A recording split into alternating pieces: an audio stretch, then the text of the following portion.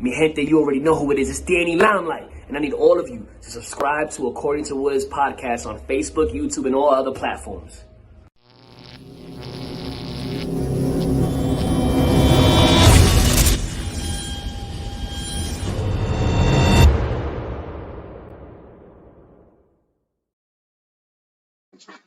What's good, party people? This is According to Woods, and I have the honor and privilege of having a mixed martial artist. She is the one and only Claire Bear, and you're Hey, gonna it's nice to meet you. what's going on, Claire? How are you? I am phenomenal. How are you doing? Awesome, awesome. It is Friday. It doesn't feel in California. Now, mind you, this is California kind of barometer, but it doesn't feel like frigid, which is, I mean, frigid for us is about like 50 degrees. For Uh-huh. you, I'm sure it's a bit different, right? It probably goes lower in terms of temperature, Oh my but gosh, even, beautiful. All snow right now.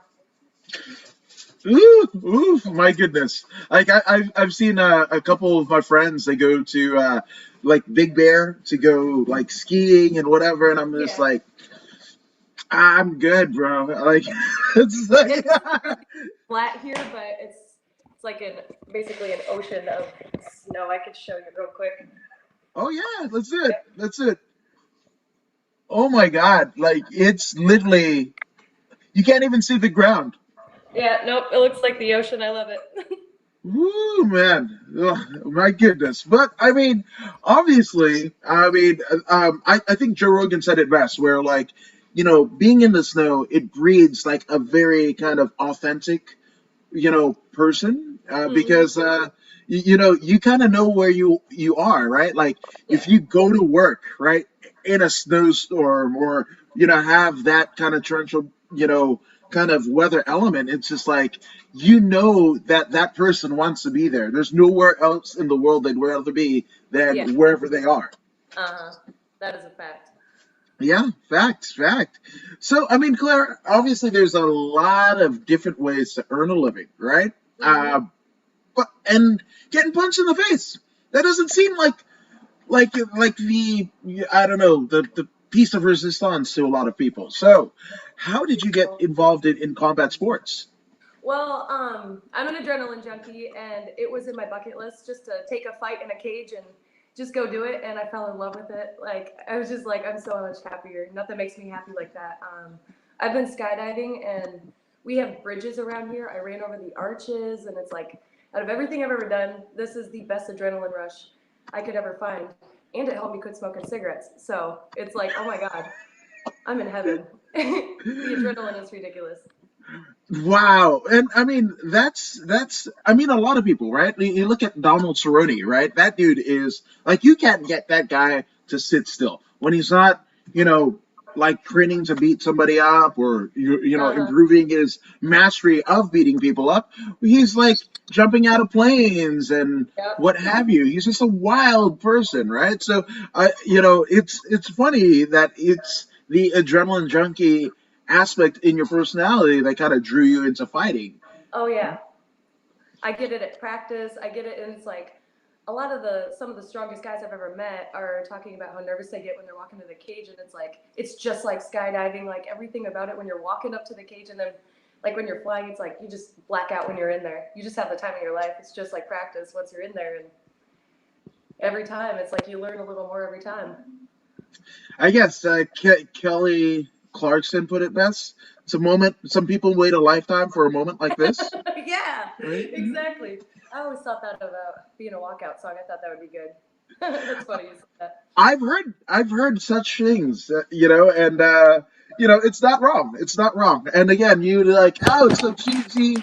It's super cheesy, but it ends up not being as cheesy as you think, especially when it's it's like kind of at close quarters and there's a big kind of sound system blurring it. It doesn't sound as cheesy, and especially when you get people to sing along with it, like Yeah. you're like, oh wait, yo, Jimbo knew the words to Kelly Clarkson's song. Like I don't, I wouldn't expect that.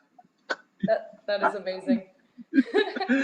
So I mean, obviously, I mean, how did you kind of like make the resignation that that was it? Were you a fan of any sort of combat sports growing up? Yeah, yeah, no, I've always one of my favorite movies, Never Back Down. I was watching that, and I was watching the movie Stick It as well, and it's like I want her body, but I could never be a gymnast. And then I watched that movie. It's like, oh my god, maybe I should try that. And so I actually messaged Ryan Houston and Junior Hernandez, and ever since then they've been like helping me out tremendously without asking for anything. It's like all these kind people that I meet with MMA. It's outstanding. Like everyone who meets me just like looks at me as like a project because I know nothing. And it's just like I'm just like going from bottom ground zero. I've never been an athlete in my life. And like I've snowboarded. And that's awesome, but it's not an adrenaline rush like this, if that makes sense. No, for sure, for sure. And I love that you mentioned Never Back Down because on the same night, I met Anthony Kiedis of the Red Hot Chili Peppers and Cam Jingadnit from Never Back Down. And that was both at a regional fight here in Southern California. So it was just like, wait, I watched that movie and I listened to the Chili Peppers, and that happens here at fights. That is Crazy. unbelievable. That is so cool. Yeah, no waiting in line, no whatever. And again, like everybody's just like, I think what happened was one of my friends, Chase Gibson, who has been on Dana White's Contender Series and LFA and what have you. Him and his unfortunately dearly departed brother Cooper, they're twin brothers, and they trained with Chad George at CMMA, the guy who did the Von Flue choke and told the referee at Bellator, right? Like, hey, this dude's out and whatever. Well, both of them struggled with addiction problems. Unfortunately, last year, Cooper actually succumbed to those things, right? But Anthony Kiedis had met Chase at a kind of recovery meeting and what have you, Okay. and when Chase is giving his guy testimonial or whatever, and some guy taps him on the shoulder, like, "Oh, wait, you fight?" And that guy, and he turns around, and it's Anthony Kiedis, and it's like, "Yo, if you're gonna fight, I want to be there." And true to form, Chase got him tickets, and he was there. That is so cool. Yeah. That is amazing, the people that you meet. When I was actually working at Daisy Dukes, the manager, Drew McFedries, was working there, and he was talking to me about fighting. I was like, why are you talking to me about fighting? Do you want to be my manager or something? He's like, well, and then now he's my sensei. They like, between him and Junior, it's like, oh my gosh, those two teach me everything, and it's just like, they're absolutely animals in the sport, and it's like, they're so good, just mentally and physically for me. Like, it's just, oh my God, it's great. I love the people that I meet. It's a really an amazing sport. Yes, it is. Yes, it is. Now, Stu Kosh, who himself is a fighter and a U of MMA veteran, he said, "Ha, that movie? Yeah, that movie. It's all right." And Stu is one of a budding producer himself. He actually co-produced a movie that premiered on Lifetime called The Christmas High Note, and this guy and the wife actually were extras in it. So I'm just saying they might. That is so cool. Yeah, I'm just saying. So shout out to Stu. Now, and it's funny that you said like in terms of like especially working at a restaurant and you kind of connecting with the people there, right? Slow Mark Rodriguez, who is going to be fighting tomorrow, and he's based in the East Coast or something, right? The Eastern Seaboard, but he posted a photo of him meeting Alistair Overeem, like way back when he was a server at this restaurant and whatever, and now he's fighting on the undercard of an Alistair Overeem card. Oh, that is unbelievable. Yeah, yeah, and he was like, he clarifies, "Hi, it was more like laughing." That movie, see, it's a classic. It's a classic. It was good. It was good. I agree. I agree. So, at what point? I mean, obviously, your manager kind of is sizing you up and like, hey, you might be a good fighter and what have you, right? And funny enough, Richie Miranda, who's Dynasty Combat Sports, well, he will be fighting for Dynasty Combat Sports for the first time later this month. He was telling me about how his teacher right? His teacher in high school, as essentially kind of was like, you'd be a good wrestler, right? And didn't know that teacher was essentially the wrestling coach at his high school, right? So these people know what they're looking for, right? What the Yeah, archetype of what the body looks like, and then like, oh, you've got the body, the certain attributes, maybe long arms, whatever, maybe like a strong core strength or whatever, and they know yeah, what they're talking about. They know what they're looking for, and they're like, if I could, you almost become clay, right? They yeah, mold you into their exactly. image. And they could see that right away. Like it was actually funny because this other dude that always helps me out, Ross Kettleson, I remember right when I started training in December, and I was like, in March, I'm taking that fight, that first fight that I am training for, and they're like, and he goes, you're not ready at all. I was like, I already took that. I already signed the card. I'm in. Like, what do you mean? And then so I was like, I mean, whatever. I still took it, and now he's like, we trained before this fight, and he's like, you're going a lot harder than you've gone before, and it's just like, I'm learning slowly. I love it, and it's really really fun because he said that he's like, you're not ready at all. And that's the thing. You never know, right? That's where like your gumption, your willingness to want to fight, to um, challenge yourself, to experience different types of adrenaline rushes, yeah, before everything just kind of drops down. It's just like sometimes that happens, right? Which I love asking people the why, right? Like, why do people fight, or how did people get their first fight, or whatever? Because I don't think in the 4.5 years that I've been doing this, I haven't got the same answer twice, honestly. well, yeah, no, a lot. Anytime somebody says not to do something, I will do it. But it's like, oh man, I just right when I saw, like, I went to one of the fights after I watched that movie, and I was like, yep, that is my future. Give me 1 year, I will be on that stage, and I was so proud of myself for that because most of Brava, bro. the thank you. Which, I mean, Stu says you got to watch it before you work out. I do 100%. watch Rocky too. Yeah, I drink eggs now, the whole 9 yards. Yeah, totally. There you go. Well, don't drink eggs while you're watching the whole 9 yards, because that's a completely different movie. And yeah, well, I don't think I've doesn't seen work out as well. it. Oh, it's a movie. It's a weird buddy mob movie, which I probably like again, it. when I think about it, I'm like, wow, that doesn't really make sense. But it was like a top movie, like back in the '90s. I just aged myself. Sorry. No, you're good. No, I mean, when your manager approaches you, right? Does he invite you to his gym, or like, did you try out different sorts of gyms? Did you have something in mind in terms of like, oh, I want to strike first, or maybe I want to grapple? Like, what was the Well, I deal? asked a lot of people, and Ryan Houston was the first one to be like, go to Summit Training Center. And so I did. And then, like, eventually I messaged Junior, and Junior helped me out. And he's like, right away, he's like, absolutely, I'll help you out. And he like, I learned so much from the both of them. And from Summit, it's like, that's some crazy wrestling. Like, you learn a lot when you're there. Like, you go one class or you go every day of the week, it's like, you're going to learn a lot from them because they definitely make you tough. Mentally, physically, they make you very, very tough there. So, and when you mean Summit, right? So, Yeah. whereabouts is Summit? Summit is in like a Bettendorf, Pleasant Valley, like right in the middle of it. And And what state? Iowa. Iowa. Yeah. Holy, oh my goodness, Hmm. man!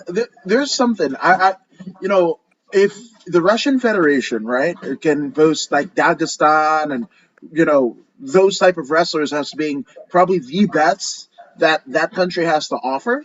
Well, I'm sorry, like the Midwest and the East Coast are pretty much where you know the U.S. wrestlers, like the cream of the crop, that's where they're bred off of. Like, there's so many big wrestling programs, so many, like, I can't say enough about, like, and especially like Iowa wrestling. Like, there's like how many colleges that have like the best wrestling programs the There world is over. so many good athletes in Iowa, and it's like that's the thing is like I started at Summit, and then I met all these people, and it's like I'm cross training. Like wherever they want to meet up and go, we'll go. And sometimes you got to pay a little $10 fee or whatever. But yeah, no, I just like trained all over the different place, like with at their house, at their gym, just like I learn from as many people as I can because I have such a baby brain when it comes to this stuff. And it's like I am open to everybody's opinion. Some people don't like it so much because um, they want you to just learn from them. Yeah, not everybody likes cross training, but it's everybody is like almost everyone I meet is like more than accepting to it because they know my situation. And it's just like she just wants to learn whatever she can. She loves the sport. She's having a great time, whatever. No, absolutely. And it's like, do you go to an amusement park and you just go on one ride, right? Like, no, you want to go on as No, many as I get the possible, right? fast pass. I get the fast pass, and I go on every single one that looks crazy until I'm sick of it, and then I go to the next, Yeah, and then and show that's up at it. 6 in the morning. Yeah, no, I amusement parks were obviously the first adrenaline, and then other things came to play Yeah, because no, it's very 100%. expensive. It takes a lot of time to get there. Nothing around here really, so. Yeah, when it the risk outweighs the reward, and it's just like, why do this when I can do other things, And you start Uh, thinking about, I mean, very vigorously, all of the other things that you could be doing, and for mhm. you, it was fight. Yeah, snowboarding, fighting, riding my ripstick, all that good stuff. And you know what I love, right? Because this kind of this kind of tips the hat to the pre MMA what martial arts was, right? Because Hmm. a lot of fundamental gyms, right? Like Yeah. a lot of fundamental like martial arts gyms, they didn't want you training like I mean, let alone go to another school, but like you better not dare do any type of other training. If you're a striker, if you're a karate person, you're a karate person until you die. You're not doing judo, you're not doing wrestling, you're not doing anything. You're not like Mhm. dirty clinching, none of that stuff. Like none of Yeah. that stuff. Whatever. So I don't blame those people for like, oh, don't train there, because they're just telling you what they know. And here's the fact of the matter is, there have been people on world champions that have gone on from like literally their home gym, right, where they first started training, and become champions, and basically kept the team, right, and just bring people in to help them Right. train, right. But Yeah. then there's also Just got been people. Right. And then there's also been people that kind of play the field, like, get different looks and different deals. They go boxing here, they do jiu-jitsu there, they do their wrestling there, and then, and there's no right way to do it. And that's I guess, the small formation of like what this mhm. sport is. And it's still growing, that there isn't a line way to become a professional mixed martial artist. Right. Yeah. And I feel like it became like really like open in my eyes, like popular, I guess, like right out of high school. And it's like I wish so badly, like when I was a small child, I would have jumped into wrestling, and it's like I could have been great. I could have done great things with the sport, and it's like I just want to have the time of my life for like 7 more years because it really is, and it's like I don't know how far I can go with it, but I will do better every single fight. I want to do something different every time, and I when I saw this girl, I was like, she's gonna kill me. She looks so buff and tall and like strong, and it's like she's been waiting for this fight, and the last girl backed out. So I mean, I was like yelling at myself in the mirror, calling myself a fatty, and telling myself to get up and do something because it's been like a year since my last fight before it, and I'm just like sick of being lazy. So I was like, you're gonna take every single fight that's offered to you this year. And 2 seconds later, my phone buzzed, and it was like, do you want to fight in 2 weeks? I was like, shit. Oh, I'm gonna die. So yeah, no, I took it, and Shay Bowers is so strong. Like she is just like a very tough girl, well-rounded. She's a very cool girl. Um, and it's like that's what I love the most about it is all my opponents. I am like so very close with them. This one, the last opponent before that, she was my corner for this last fight. Eileen No Villalobos. way. Yeah, that's her right there. Wow, the Queen of Yep. Mexico. Yeah, and she showed up in Nebraska just recently, like a week ago, and she was cornering me, her and Seth, and that was amazing because they go to Jackson Wink, and that is an amazing gym, and Mhm. yeah, I really want to go train there because it's like, oh my god, the best go there. I love it. Yeah, that's the elite Never of the been there. elite. Yeah, right in New Mexico. And Little Diesel 408, friend of the show, had him on yesterday, who's fighting for Pisces Fight Night in a couple weeks. He says, yo, what's up, y'all? Looking good? Thank you, good sir. And he says, ask and you shall receive. You wanted a fight and you got it. I know. And it's like I shook off the rust, and now I'm like, I'm never going to not take a fight again. I wasn't mentally prepared for the last one that I was supposed to take because the shows kept getting canceled. Right. And still, it's like, and then I got a job and I was tired all the time. I was like, oh, I can't take it. It's like, there's no excuse to not take a fight. Like, you got free time, use it wisely, and this is going to be a great year. I'm going to take like 10 fights at least, and I'm just going to, yeah, no, because it's like, I've probably got like 5 or 6 more years until I'm really old. Like, I'm old. I'm about to be 31. My golden birthday, I might add. No big deal. So you were born on the 31st of a particular month, and then, right? What? Am I getting that? Your golden birthday, right? So that Yep. means like May you were born on 31st. the May 31st, Yep. May 7th. But you're a Gemini, where I'm a Taurus. Mm-hmm. There you go. Definitely Gemini, that's for sure. Yeah, right on. I'm not going to tell you my age, but I'm kind of older. But I'll leave it at that. I Just mean, jumping into sports, it's just like, I should have done that when I was way younger, and it's just like, that's what I was thinking in my head. It's like, you're getting old, you got to do it right now. And so that's why I got to get as many fights as I can in right now. Stop well, that. well, theoretically speaking, right? I mean, it is, and again, this is like different ways and different outlooks to kind of see your fight career going, because the fact that you didn't play a lot of other sports means you don't have injuries, right? Like I know friends that have done competitive sports, whether it be gymnastics, cheerleading, football, all of these, like basketball, what have you, and they finally hit their stride as a fighter, right? Once they, Yeah. once they transition, right?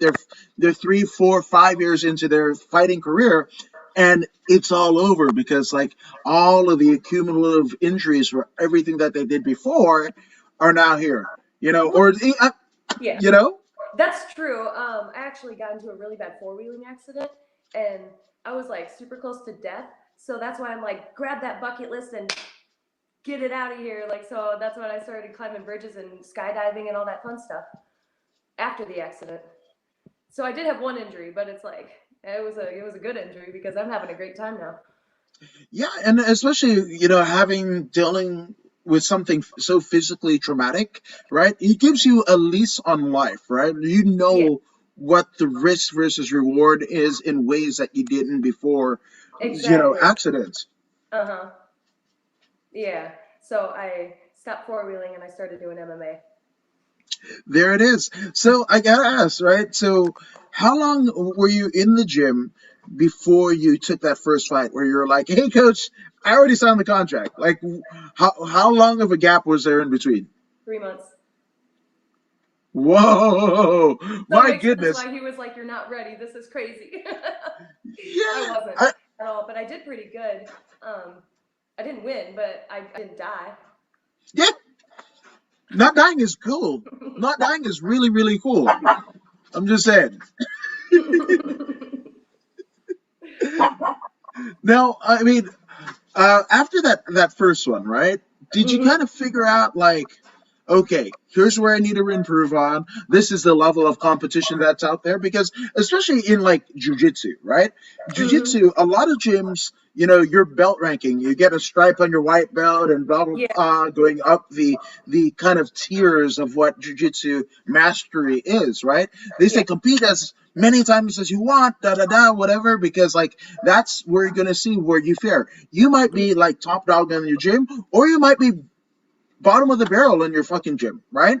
And then you go on competition and you're like, well, I know I'm better than that person, and I'm like, whatever. And it kind of lets you know where you are in the pecking order, which I think, in terms of growth, that is vital.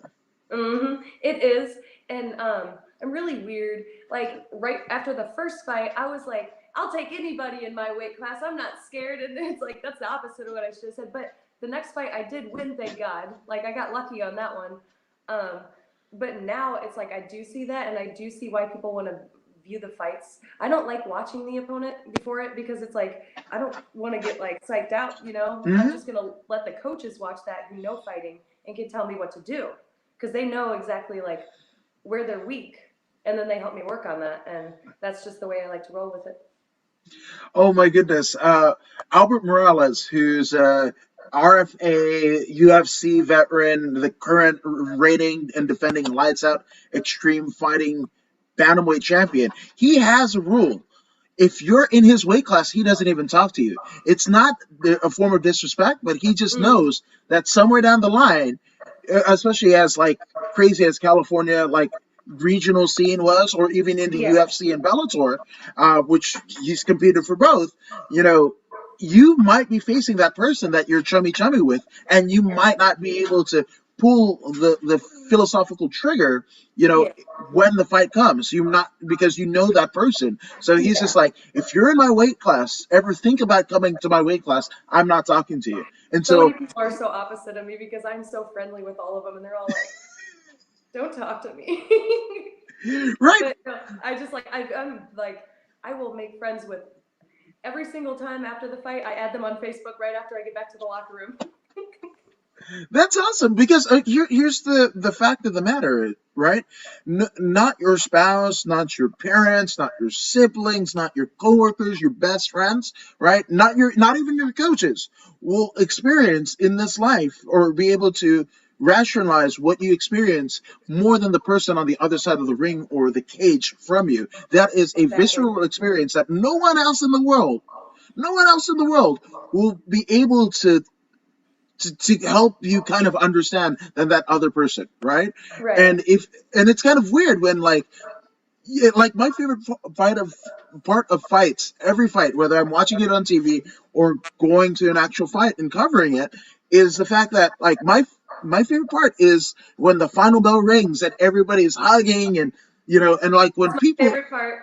Yes, because when two people who have built themselves up, right, Yeah. physically, mentally, emotionally, to do this task, to be locked in a cage, to step through the ropes of a ring, right, and then they get turned down, right, by the other person, right, or even themselves in some Yeah. aspects of it. I mean, there's the person that you know did that uppercut in boxing, and then it bounced off the ref, and then it hit him in the face, and it knocked him out. That does happen. That does Yeah. happen. But again, there isn't, for you not to be cool after that, because like, what is there to prove? There's nothing more to prove. You might run it back if you Yeah. wanted. You might have a rematch down the line, but like in that moment, there isn't any reason why we shouldn't be cool, right? And I've seen I some tried cool. so hard to not test my luck and go give them a hug before we start fighting, like, cause I'll just tap the glove, give them a little tap. But afterwards, they're gonna come in for a bear hug. They're gonna get one. I'll chase them Yeah, down and take it. there you No, go. it's like But I love that's that other chicks do it, and it's just like it's just like chicks completely underestimate how strong they are, and it's like I just wish everybody would test themselves out in some sort of way, whether it's like this or yoga or snowboarding or whatever. It's just so fun, and the fact that they want to do it too, it's like, oh my gosh, how are you not as giddy as I am right now? All of them are, yeah. like, all of them have been so nice afterwards, and Well, when you think about it, right? Usually your best friends, right? The people that you can't pick, right? It's because you guys have some sort of connection, some sort of common interest, right? yeah. So if your common interest is fighting, and it just so happens that you're fighting each other, well, theoretically, you guys share a common interest, Uh-huh. of beating people in the face, right, or submitting them, or what have you. So again, like that just like I'm gonna do like a Mario Yamasaki, and you just go like Yeah, best friends. absolutely. So so I mean, after that first fight, did you have a kind of thought process of like what I need to improve on? I just was like, that was awesome. Best adrenaline rush ever. Like, I was just like tingling, like I couldn't even feel my fingers or my toes. Just like, it was just like on top of the world. It was amazing. And it's after that, it's just like, I said I was going to take one fight. I was training for one fight. I just want to do it and get it over with. And it's like, No, I want to do it every single day now. I wish it was like back in the day when they had tournaments and stuff, where it's just like you fought all day, and that would be awesome. It's like one is good. That saves my brain because I already had a brain injury, so it's like you don't want to get too crazy. But like it's amazing because I really am learning something every time. Like my one goal with this one, because I saw how tough she was, and I was like, probably not gonna win, but you want to make it to the second round because you have not yet once done that. I was first round with all 3 fights so far, and I made it to the second round, so I was proud about that. Yeah, incremental steps, you know? Little baby steps, yeah. Yeah. Now, in terms of this kind of like season in your career, is there any because it's all new to you, right? But is there any point where you feel a lot more comfortable in one or the other? Striker versus grappler. Do you have a preference? No, no, I just like just go with the flow. Yeah. It's really, yeah, like I feel like it's more slow motion and I'm able to understand what I'm doing on the ground because I can defend that. I'm not to the point where I feel like I can actually submit people yet when I'm on the ground, but I just like feel like I can defend myself from actually getting really hurt when I'm down there. And striking, I'm learning. I definitely know exactly what I did wrong with the last one. I wasn't moving my feet. That's a big issue that I'm learning to fix. No, that's it. And again, it'll give you a sense of reflection that I don't think most things will, because again, the margin of error are so razor thin. We're so Uh, razor thin. Again, you slip the wrong way and you could end up on the receiving end of a knockout punch, right? Or exactly. I'm never something that splits your eye. Yeah. right. Yeah, and I always like to ask the opponent, what do they do? Teach me, because obviously you're better every single time. But it's like I'm never scared to talk to the opponents afterwards, and it's like everyone said that I need to spar more with girls because I only spar with guys really. And Lindsay Spencer, she is awesome. I train with her, and it's like her fighting style is a lot like Shea Bowers, and so it was right away I got that, and that's what Eileen told me. That's what she said. She's like she's a lot like her, and I was like, oh boy, because Lindsay is one of the toughest chicks I've ever met, mentally and physically. Like she's got it going on. Like she knows how to be an athlete, 100%. Yeah, no, and again, it's good to have great sparring partners, because again, where you stand in the pecking order, so to speak, right? Yeah, definitely. And everybody has a different style, and that's why I like the cross training. Is just like because then when you just go in there expecting the unexpected, you have a great time while you do it. And I have trained myself enough to survive, and that's all that I care about. I get adrenaline and I live. So rock out. Now, I mean, you got a fight coming up. It's Yeah, next month. I'm So gonna train talk to like us a about beast that. with this one. Yeah, I know exactly what training I wasn't doing enough of, and so it's like every single time I'm doing like a little bit more, and eventually I'm gonna be doing it all perfectly well. But like right now, I'm learning about everything I have to be doing, and I have to utilize my time so wisely now because it's like I work so many hours every day, so it's not that easy. Like before, with the first 3 fights, I wasn't working like this. So then when I took that year off, it is just like, and I was just like, it's getting very, very thick. And I was just like, okay, well, I'm not happy without that. And it's like, it's so good to actually like say I found something that makes me that happy where nothing else makes me that happy. Um, and yeah, no, it's just like, it's just going to keep getting better because I feel like I'm doing better now that I have to utilize my time like that, when before it was just I would go to practice every day of the week, but when I got home, I would just sit around and do nothing. Now it's the opposite of what I can do. I can sleep sometimes. Which I gotta ask, in terms of like mental and physical and emotional kind of I'm a your psycho. feelings. Yeah, no. Well, I was gonna Let's say, not like, talk about it. I'm very how do emotional. you feel in this fight camp versus others? Because I mean, you've Everyone on got us. Facebook knows my feelings when I'm starving myself.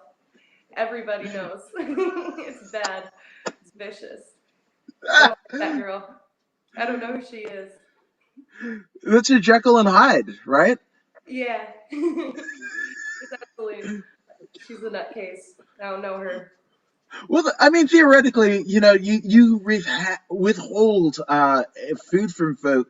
Again, you're going to see them in a different light. I mean, I remember watching as a kid. There was a basketball player. There was a basketball player. I'll say his name. It was Hakeem Olajuwon, and he played for the Okay. Houston Rockets, right? Hmm. And he happened to be. He's a devout Muslim, right? And he happened to be going through the fasting part of his, religion Yeah. at a time where they were in the NBA Finals against the Jordan Bulls, Oh like boy. Michael Jordan and Scottie Pippen. I was Yeah. like, that is a horrendous place to be in. First off, right, Uh-huh. to face like Jordan in his prime, the Bulls are firing on all cylinders, and then also you haven't eaten. You haven't even like had a drip of water. You're like sitting next to a dang Gatorade, container, 5 gallons wide and whatever. And Mhm. I'm just like, he looked so miserable, and I was just like, yeah, that's a miserable situation. I mean, I hope you got good with the DD because like Yeah. that's It's easier rough. than I thought it would be. Like the first year was a nightmare. Like nobody wanted to be around me at all. And now it's like I can make any weight that I say I can make, and it's amazing because like just for somebody who's never been an athlete before, I can't believe how easy it really is. But it's just like with the water weight, you just like triple up on water, and then when it's fight week, you just cut it all down, and I can completely dehydrate myself, make weight, and then within a couple days, I'm up about 20, 30 pounds. But I love food, man. I don't. I'm a heavy eater. It scares people. Dang. Yeah. I mean, you got to figure out what works, right? Which I got to ask, in terms of, especially being so new in the sport, like who is like kind of your source of like information? Do you have one? Do you have many? And if you have many, how do you Oh play man. against each other? Yeah. No, I learned from so many different people. It's just like I said, Junior Hernandez, Drew McFedries, Ryan Houston, Ross Kettleson, Tim Hernandez. Like, oh my gosh, I could go on all day. Joe Laughlin, like he was helping me so much with my home workouts. When I was just like, I showed him my notebook and I was like, this is what I'm doing. And he was like, that's pathetic. You need to do double, like, you need to do way better than that. And then I was like, I showed him, and he's like, okay, well, you need to do better now. It's like, I have the best coaches around, whether it's like questions about exercise or food or anything. And actually went into a bar and I was talking to the lady about how I can never make this weight cut. And she said, you want to know the key? Boil vegetables, boil all green vegetables, drink the water for a week straight, you'll lose like 30 pounds. Did. Yeah, it worked. It was unbelievable. And it's like the whole time you're full because of all the nutrients that are in the water. Um, and it's just like once you do it once or twice, it just like becomes a piece of cake. You just like cut all the food off for a few weeks. And I just want to stay in shape so I don't really have to be that dramatic with the cutting, if you know what I mean. That's Right. actually kind of brilliant. It is. It works. That was the best thing. It was at least, I, yeah, it was at least 30 pounds in a week, I think. Like, and it was just like going to practice. Wrestling, you lose a lot too because you're just drenched in sweat afterwards. But yeah, no, and the whole time you feel fed. It's amazing. That's oh my! Yep. I That think was I'm. at I'm Rosie's. looking at my fridge. I'm like, I got some vegetables that I'm gonna damn boil down and see. And it's And exciting because once all the juice is gone, then you got all the goo on the bottom that you can spoon up and eat. all killer, no filler. Really. Yeah. No, it works very well. I mean, of all the ways that a girl walks into a bar, right? Like how that sentence could end. You don't think like, oh, gets a life changing, weight cutting, like got it figured out, It was type next door. scenario. Yeah, Rosie's lives right next to my house, and I was like gonna go in there and ask for sponsorship. And uh, she was like, I don't think I could do that, but I can give you the best advice you've ever gotten. I was like, done. Yes, thank you. What's up? Tell me your secrets. And yeah, no, I can't believe how well it worked. Did you ask her where that came from? No, I was just like, I trust you. You always Okay. treat me well. Yeah. I mean, some things are better left unsaid, but I mean, you got the pardon the pun, but the juice of the knowledge that she was kind of expounding. yeah, it was just funny where I heard the best advice I've ever heard with dieting, and it's like that one takes the trophy. That and Eileen, like she gave me so many different um, ideas on it. Like don't eat after 6:30. If you do, only eat greens. And she's and like just what kind of breads to eat, almond butter instead of peanut butter, just like simple things and exactly when to eat what. And so if I'm not drinking my vegetables, I'm doing her diet, and it's yeah, it's very easy for me to drop the weight. It's like that is a blessing because that would be the hardest part because I love food. Hmm. Yeah, no, 100%. So I gotta ask, right? I mean, what are your goals, right? Because I think that the time frame that you have,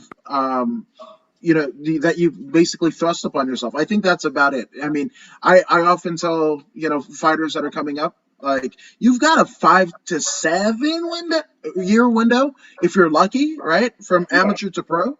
And yeah, sometimes that could be even shorter, right? So uh, you want to make as much money as you can. And I always, go like marketability, like mm, build up your social medias because it's free, right? Like yeah, everybody wants to talk crap or whatever. But again, here's a right, free way.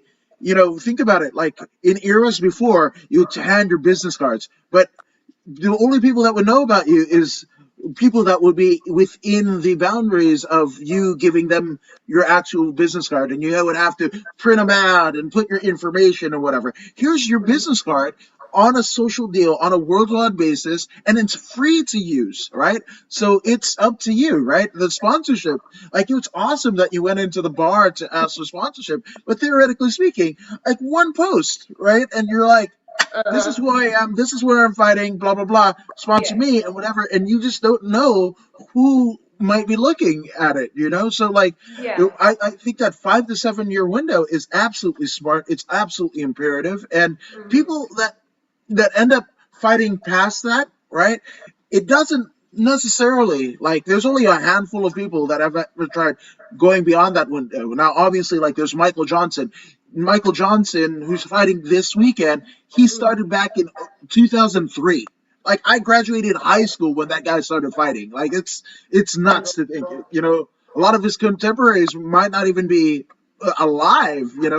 right, In that time. But that 5 to 7, year window is yeah. imperative. So, what do you want to like? What do you want to prove to yourself and nobody else? Like, what do you see that looking like? You want to do the UFC? You want to do Bellator? Fight internationally?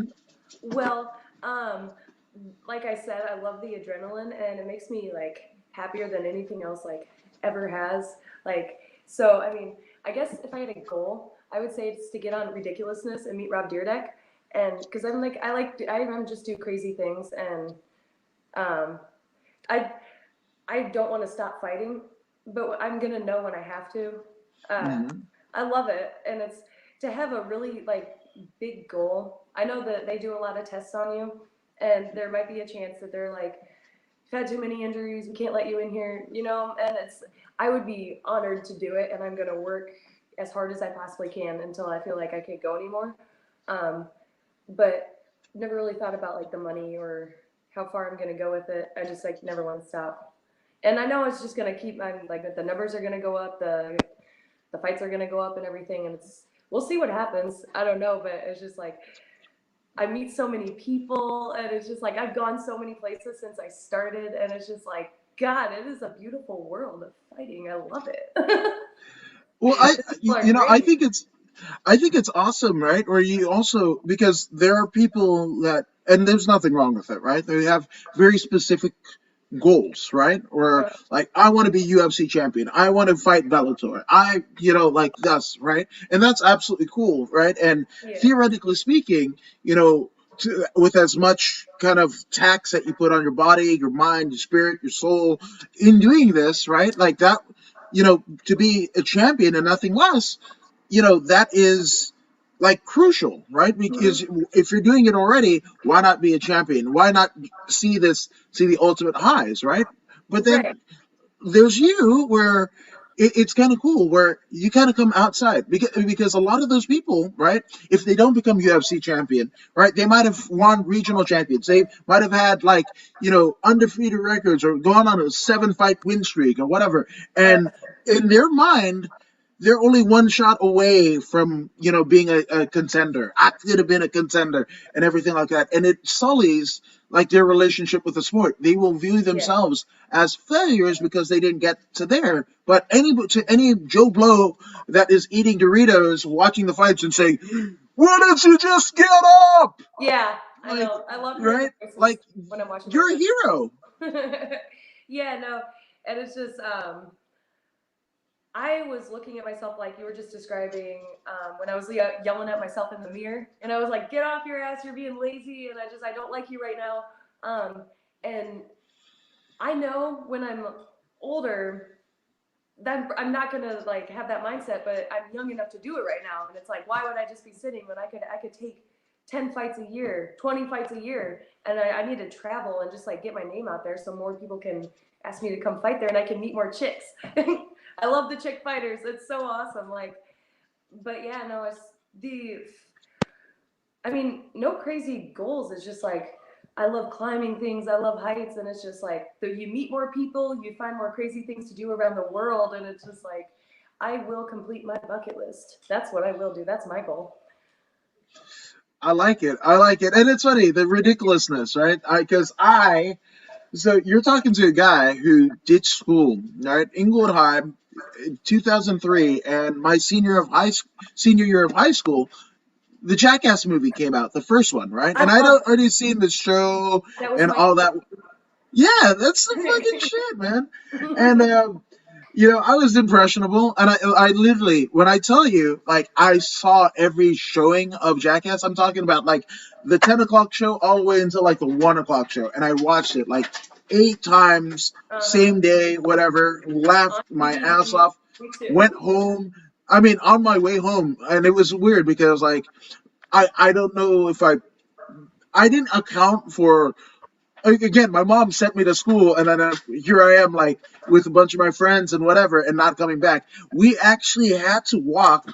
I want to say it was like 8 miles from where the movie theater was back home because I mistimed the bus schedule and there's no buses. And the whole way we were actually performing like putting each other in basket. Like there was a Yeah, like just like out of the ether, right? Was a shopping cart. that So is we me and my we friends were 100%. And like yes. when that came out, they would never have any issue um, recording me and stuff. My good three friends, Bridget, Danielle, and Sydney, like they all have stories about. And my cousin Taylor, like there's a video on YouTube of me holding onto her car. We were going up a parking ramp, but I got ran over. Like that show was my life, and I definitely scared my mom many times. Yeah, likewise, guilty, guilty, bang, right on. But I mean, this, getting on ridiculousness, right? And me and my son, we will honestly will sit for hours on end just watching fail videos and just like Hmm. how dumb fuck Me people too. can be, right? But I mean, what is that? I mean, what has that show meant to you in ridiculousness? It's just like because it's like I love that there's still things like Jackass, and it's funny because it's like when I was thinking about what we were going to talk about, it's like I gotta throw it out there, and I know Jackass is going to pop up too because it's like with those two, I love that people love that stuff because that is my kind of stuff. Like I'm just like really crazy. I just love wild everything and just I don't think much before I do. No, 1,000%. I mean, and that's kind of been my thing, right? Throughout when I was a kid, loved pro wrestling because, like, I would hear, I was born in San Francisco, and when we were living there, in like this Victorian apartment and whatever, Yeah. my parents would watching Superman. And I was like, "Hey, don't fucking jump out the window!" Like, you know. And my mom was Fijian, right? So she had like a British accent. So like, AJ, don't fucking go out the window, bloody shits. Right? And that was my mom, right? My dad was like, listen to your mother, Yeah. whatever, right? Yeah. But so I knew I couldn't do the shit that cartoons could do, right? But when I Uh-huh. saw there was like a 3 hour block when I was growing up in San Francisco. There was like Monster Jam, American Gladiators, and WWF wrestling, WWF superstars, right? And to me, it was just like what somebody could do with their body, right? So I love that, right? Where Yeah. like people that are born just like you, theoretically, right? And they can do extraordinary things with their bodies, right? Whether that be lifting a hell of a lot of weight, running fast, thinking, of a fucking invention, like all of those things, right? Would be driving a fucking monster truck, like all of these things. The Yeah. strongman contest where they're fucking pushing boulders, like fuck a cartoon when there's literally dudes fucking pushing and girls Right. pushing fucking boulders and fucking pulling trucks and shit. And it was just what the human body could do. And this is also my fascination with like combat sports. That's the ultimate figuring out what you can and can't do with your body, right? And I especially, tried my whole life to figure that out because it's like I just love all like this wild stuff. It's like what can I do that'll actually do me good? Because yeah, like I'm watching all this stuff too, and I look out the window and there's our silo. So obviously I go climb it. I just like everything I see I climb, and it's just like there's always like I want something more than that, and it's just like I don't know if it can get any better than this, like. So that's why, like I said, my initial goal, 5 to 7 years, and it's like got all the pictures and friends and videos I'm gonna have after that. It's gonna be awesome. I'm gonna be very proud of myself. fuck yeah, I will tweet the shit out of that. You got my word. I'm gonna send me links. And not Habib says send location. I'm gonna like send me links. Yeah. Like send me links. I'll fucking tweet the shit out of it. That's it. If you've ventured into the wormhole, the rabid wormhole that is my social media, like especially at the time where like everybody's all fucking fighting and you voted this way and fucking fuck all that shit, man. I'm gonna do this podcast and memes. That's it. Like fucking because it's just like life is so fucking fun, even if you're in the fucking house, man. Like Yeah. I went like a fucking madman, like 300 some odd podcasts in less than a year, right? Which that's cool, but again, this is like, what can I do, right? Like, Yeah. I went to radio school, right? So to think that I could have a studio in the corner of my fucking living room Yeah. and to be able to talk to people everywhere, like from this podcast, talk to people from Thailand, fucking Alaska, fucking UFC Hall of I Famers, loved and it when you it's said like, you're in California. I was just there to go see my sister, and oh, wrong way. We got this tattoo. palm tree. That's awesome. We got Which that is at the Dollar Rosa in Hollywood. what is the significance, if you don't mind me asking? The Well, palm tree to the heart. Well, everywhere I go to get a tattoo, pretty much, I just say, surprise me. Wow. Yeah, no, it's always really fun because it's like you never know what they're gonna do. It's so exciting. So I just make sure it's not like on my face and everything because it's like you never know what they're gonna do. You really don't. Yeah. So I'm that guy, right? Where I'm the friend. If I see a social media post saying I'm thinking of a fucking face tattoo, I'm the motherfucker that's like, no, you might have to get a job at the bank. Like, what the fuck? Like, calm the fuck down, right? Like, One of my dream jobs is a flight attendant, and I would need so much makeup just to like make that. And it's just like I have them like behind my ears, and I have sleeves, but it's like yeah, that's cool. I mean, and see, like here, again, my mom's side of the family are from Fiji, right? So we fucking do the fucking neck to fucking ass to the fucking toes with the whale's tooth and everything. But your ass better be a fucking like a high chief. Like you gotta be a fucking ratu to get that shit. But like if you're doing like fucking ice cream on your face, like what the fuck are you doing, man? What are you doing? On my neck. I got ice cream on my neck. Oh, but in the neck, but on your face, like even I'm like, wow, okay. It's mint ice cream. Yeah, it's the best. That's my daughter's favorite, mint and chocolate. That's their favorite flavor. Can't get enough of it. Yeah. And Which, cat.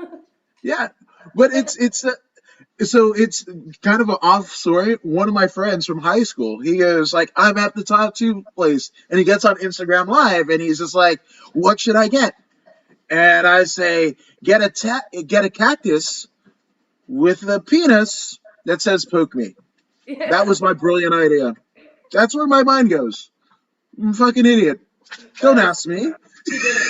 He did it, didn't he? Yeah, I'm just saying.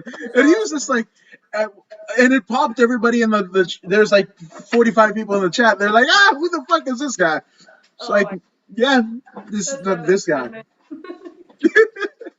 Which you are a self-proclaimed foodie, right? So I am a fucking asshole for asking you this, so I apologize in advance, but I gotta know.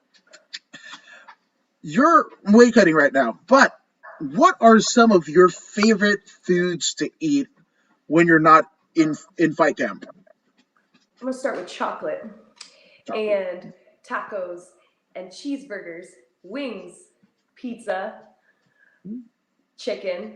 Um, it's just like, oh my god, bread. I can like smell it from miles away. I can. Seriously, it's like all foods. Coconut, I don't like it. You Everything don't else, like coconut? I like everything but coconut. But it's just like it just gives me the creeps with the consistency or whatever it is. I don't know. Coconut, it's just Now, I don't feel now, comfortable around. like coconut milk or coconut water or I coconut. actually drink a lot of coconut water and milk because it's like the best for you. But and I'm used to those now. It's okay. But as for eating it, it's just like gross. Everything else, I love it. I even like sushi now. I used to like my Drew McFedries that I talked about him. Yeah. I told him one time I despise sushi. I will never like it. And he said I need to grow up. So I went back and I tried it again, and now I do like it. It's like you just have to order the right thing. I eat a Mm-hmm. lot of sauce, and it's just like I don't. Yeah, and you just gotta order the right thing with sushi. But besides sushi, the only thing I have to say anything bad about is coconut. That, and you're not rude for asking me that because, like I said, now I'm calmer with food Okay. food swings. Yeah, Yeah, I like it. I I like get it. angry. Well, it's weird because well, so I'm a weird one. So growing up in a Fijian household, like we eat a lot of curry because there's a lot of the Eastern Indian influence and what have you, right? And we even do like coconut coconut milk in our curry, and it's awesome because it's like sweet and savory and all that shit, whatever. Right. But like my wife loves almond joys. I cannot fucking stand it because I can taste the fakeness. Like even with like fish, right? Like Yeah. fish sticks, fuck fish. Like there's only like a couple fish sticks that I'm what. I love Yeah, them. because well, see, my mom, right? She'd be like, that's like the fucking ass end of the fish. Like all the shit, like all of the good stuff that they sell in the fucking good stores or whatever. Everything that's left, they fucking deep batter and fucking deep fry. And so my mom put that in my fucking head. Hot dogs. Got some hot sauce in it. That's one way to do it. That's one way No, to do it. no hot sauce. I said I eat hot dogs. It's the same rumors. Same And difference. it's like, yeah, no, I'll eat them both. I don't care. Yeah, Tell same me all the difference. gross stuff. They're delicious to me. I'll Okay, eat anything. Yeah, no, right. I will eat anything. Except for fucking coconut. Leave the I'll still coconut eat it. out.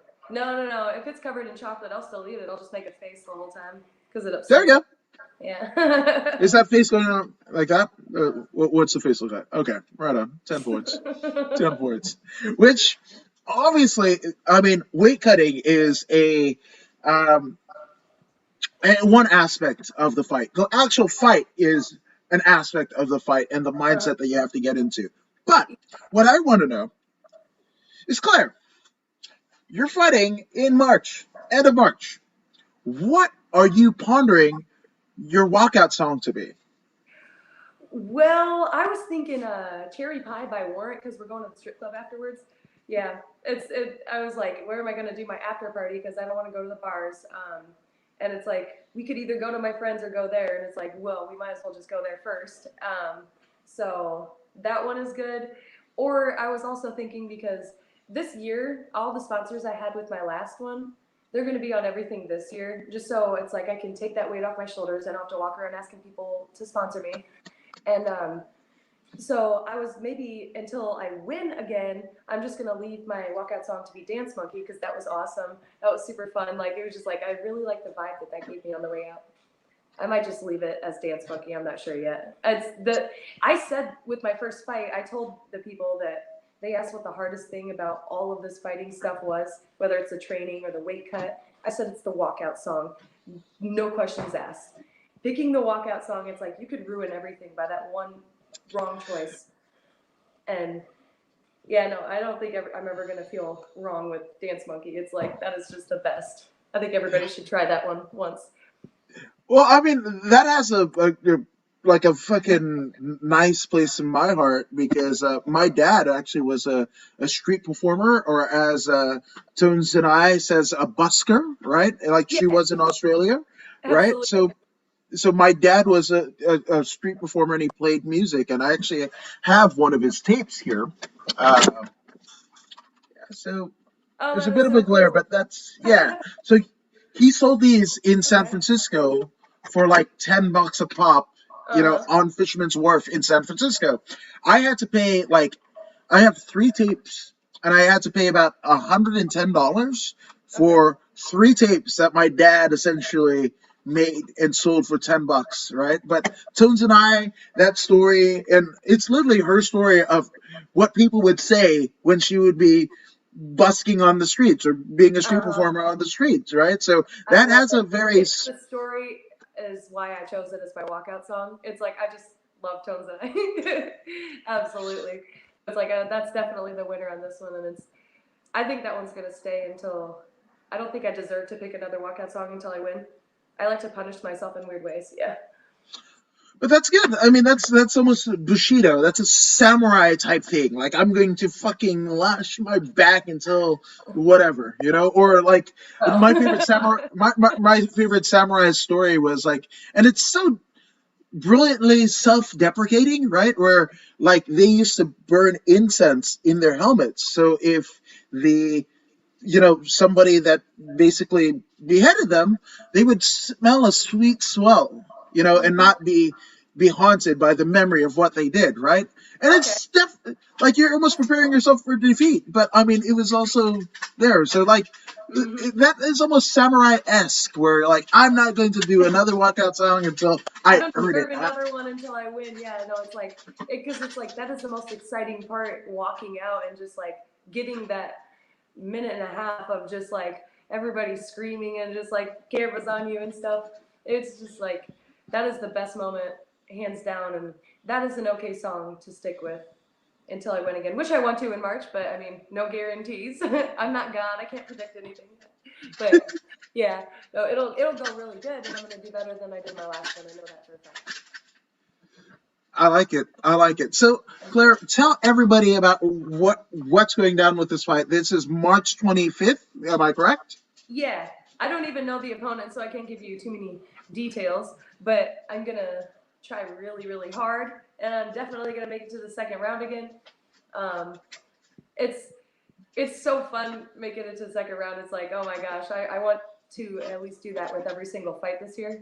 Um, and I'm gonna do my best. Like I definitely know what to do with my feet to train better for that. I wasn't moving enough. That's the biggest issue. It's been 2 fights now where I kept standing there and taking the hit. And it's like I don't know if it's like I'm warming up and I'm just ready to explode, but I gotta unleash the beast sooner than that. And so that's what I'm gonna work on. Yeah, hopefully I move my feet more. I like it. I like it. Now, where's it going down? And do you know if there's a stream available? Yes, it's at the River Center in Davenport, and you'll be able to cagetix.net, I do believe. Or- Yeah, no, but if you just look up Caged Aggression, and it'll say exactly what pay-per-view to go to. I've always been at them. I didn't get it. Otherwise, I went to the fight if I wasn't fighting. So I did not get it, but it's just like, yeah, just look them up and then you get it that way. Shout out to Craig Aggression.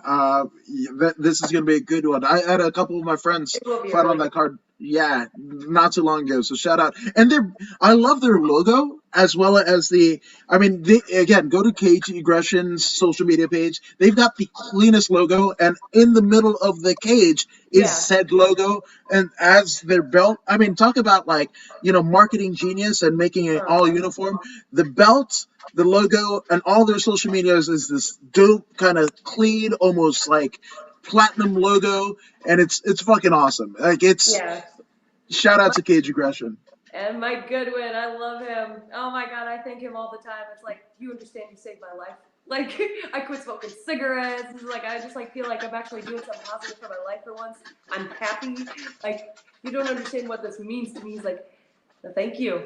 We love you, Claire. Thank you. I'm just like, oh, it's awesome. Oh my God, I'm like a kid on Christmas every time. I absolutely love it, and it's that enthusiasm that is going to carry you to heights that I don't even think that you are prepared for. So that is awesome. But Yeah. you started off with thank you. So let's get some, as the kids say, let's get some shout outs out of the way. People that have helped you both professionally and personally that have prepared you for this walk on March 25th. Absolutely. Twisted Mike's been there for every single time, cutting it close up in the air QC. Twisted Mike's was Kelly Clemmy, Christian Tate with Cutting It Close and Up in the Air. He's actually, those two together were the ones who were flying the drone, watching me go over the arch of the bridge. So it's like, oh my God, they've been my good friends for a very long time. I can't thank them enough. Yabba Dabbas, she gave me these CBD edibles, like a pack of those. And everyone's like, does your face hurt? Are you okay after the fight? I was like, I don't feel anything. I feel phenomenal, man. And it's like, oh my gosh, like she is sponsoring so many fighters around here. And it's like, she treats us all so well. Like, definitely. Heather Davis, oh my gosh, we love you. Thank you so much. And got those Nelson Chiropractic. They are amazing. They definitely keep me nice and straight. Muffin Tops Bakery, that's my cousin Taylor. She's amazing at cakes and everything. I already said all the guys who've been helping me out, all the people at Summit, Tim Hernandez, Lindsay Spencer, Joe Laughlin, and then Ross Kettleson and Junior Hernandez. He takes all this time. He doesn't ask for anything in return. Like, he just helped me get through those 2 weeks. I would not have lived through that last fight with Shea Bowers if it wasn't for Junior Hernandez. Like, he's helped me all along, but it's like within the last 2 weeks before the fight, it's like, oh my God, he was killing it. He taught me so much. And I mean, I didn't win, so it's like, believe it or not, I really did learn so much because I had shook a lot of rust off. And yeah, Drew McFedries, he's every question I have about whether it's the dieting or just the mood swings and just like going crazy, he's helped me the most tremendously with that. It's like, oh my God, there's so many people to thank. And like with Eileen, the way that she flew in from Albuquerque, New Mexico to Nebraska to help me out in Omaha, like that was unbelievable. Like, I love this sport so much, and there's just like hundreds of people that I just like want to thank. Frank DeToy, like he with the first few fights, he was helping me all the time, and again asking for nothing in return, and it's like they have all taught me so much. My parents, what's up to them? Good friends. I already said that. Bridget, Danielle, and Sydney, say hi to them. My sister, my brother, want to say hi to them. I have a really big family. So, how long exactly do we have? I'm just kidding. Yeah, Grab your go for it. popcorn. Go for it. Go for it. I'm gonna chew on a red wine. 1 second. We can hear you. You're fine. It just went like Metallica and it faded to black. There you go. You're back. It's on this iPad Yeah. and it just keeps flipping over. Doesn't want to stay No up. worries. But go ahead with your shout outs. I'm gonna go ahead and have a licorice if I don't mind myself. So you do got Go for it. Go for it. Yeah, no, I was gonna switch into like 30 different shirts, but that gave me anxiety. It's like Twisted Mike's, what's up? Right on. Centennial Security Services, They were one of my first sponsors. Got that hat right there. Oh, there we go. There. CSS. They are the security for the bridge that I climbed the first time. Wow. And that was viral, so it's like he made a really cool video. It's on YouTube if you just type my name in. And that's fun to watch. You can watch me run over that. Actually, there, you press that. Minute and 30 seconds over that big arch. Yeah, it was about 60 feet tall. Good luck to Lindsay, because she's fighting on the same card as me on the 3-night event in March. I do believe that she's on Saturday. I hope I'm right. I do believe so, but that is her fight shirt. Damn, that's awesome. Jaws. Yeah, she's awesome. And then Busted Barbells. They have helped me out. Busted Barbells. That's a great name. Great people. Shiloh Bennett used to be Ground Chesty. She has helped me out tremendously with the pre-workouts and everything. It's like, I'm just like really helped out. And then first off, the Yabba Dabbas. Wow, that's a sick Last logo, house by the around way. here. Highly suggest everybody goes to it. I think that's absolutely brilliant. That's absolutely brilliant. And Rated R Archetype says, "Sup, Adam, you rock, good sir. Thank you." But Claire rocks too, and she's definitely gonna be coming to the cage aggression cage with a bunch of rocks in her fist. I'm just saying, Claire, as you march into the cage, March 25th. How can people follow you on social media to see exactly what you're doing? By finding, right now on my Facebook, Claire Schneckloth, Schneckloth. It's a very hard name to say, not so hard to spell. You'll see me getting kicked by Eileen, the girl who was with me to corner me. And so that is my profile picture. I got a couple different Facebooks because I just forgot my password one time. So there's that, or you could go to Instagram for the same thing. Hell yes. Type the same thing in on that. Yeah. You look up my name on YouTube, it'll show those fights, so then you can find me on other ones too.